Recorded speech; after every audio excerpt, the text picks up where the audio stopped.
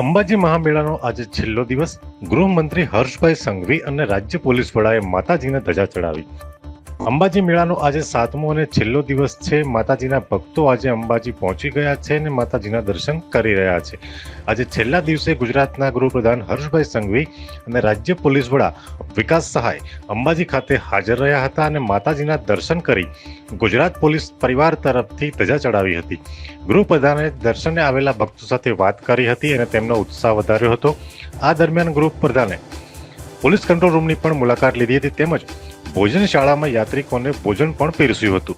આજે અંબાજીના મહામેળાની પૂર્ણાહુતિ થશે અને સૌ ભક્તો માતાજીના દર્શન કરી નવરાત્રિમાં પોતાના ઘરે પધારવાનું આમંત્રણ આપી પરત ફરશે.